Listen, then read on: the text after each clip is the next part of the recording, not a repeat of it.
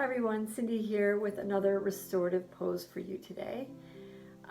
This one is really good if you have any sciatica, some maybe hip pain, if you've been sitting a lot and you need to stretch out your glutes, your low back, or even the IT band of your leg. So we're going to start in all fours, hands and knees, table pose. And then you're going to take your right knee and slide it up past your right wrist. Let's move these blocks out of the way. So your knee goes actually past your wrist line, and then gaze over your left shoulder and make sure that your left leg is in line with your left hip. And then uncurl the toes, come high up on your fingertips. So your heel is coming more toward your hip bone. This is not like a pigeon prep that we do in class. This is more like just a sleeping pigeon, so it's more relaxing. And then if you can, try to like magnetize your knees a little bit so that they're trying to connect each other. It's going to lift your hip bones up a little bit higher. So notice that. Lift your heart, gaze straight forward, and then curl your back toes under. See if you can lift the knee off the ground and slide it back an inch or so.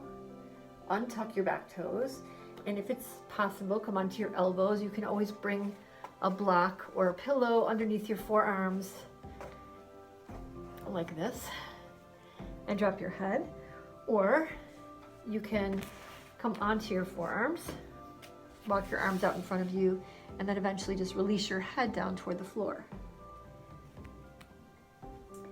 Now, I like to just kind of like make a little pillow with my hands and lay my forehead on my hands or my forearms. So you're going to stay here for about 2 minutes or so.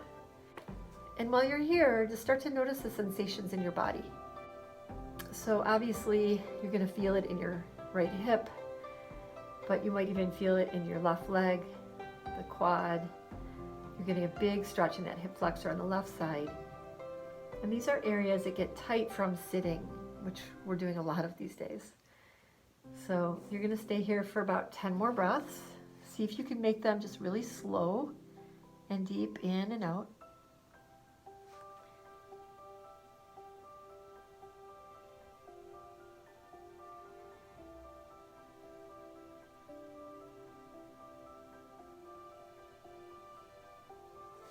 And when you get to your 10th breath, you're just going to slowly come up back onto your hands, curl your back toes under, and then extend the right leg up to the sky, downward facing dog. You can bend the knee out to the side and make some circles with your knee, like you're drawing on the sidewall. Go one direction, and then go the other direction.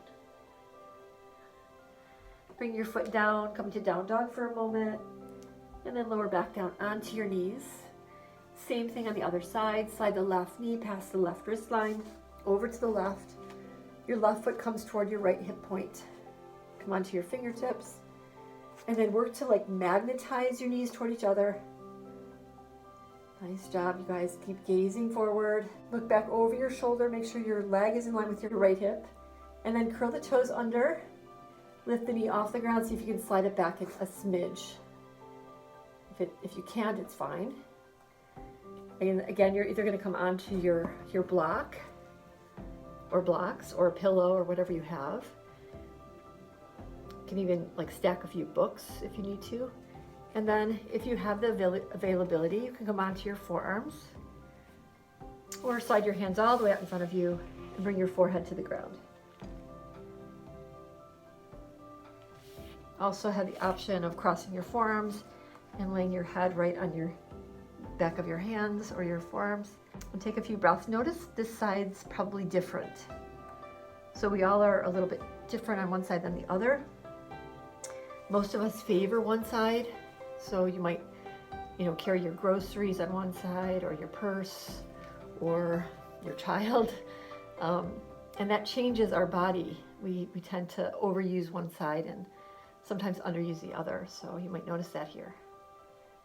See if you can stay for like 5 more breaths. It's going to open up your hips. It's going to free up your low back. Doing amazing. So the thing that's really important to know here is not to lean too far onto your left hip. To keep it elevated, you can always stuff like a little blanket or a pillow underneath there too. And then come back onto your fingertips, curl the back toes under, lift the left knee all the way up behind you, left leg, bend the knee out to the side, go for a few circles like you're drawing with a magic marker on your knee along the side wall, and then go the other direction a few rounds. Then come back into your down dog and just kind of walk it out.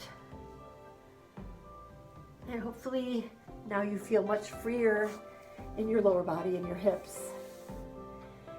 So that's the restorative pose for today. I hope everyone's doing well and staying well, and just know I'm thinking of all of you, and I hope that we can see each other again soon. Namaste.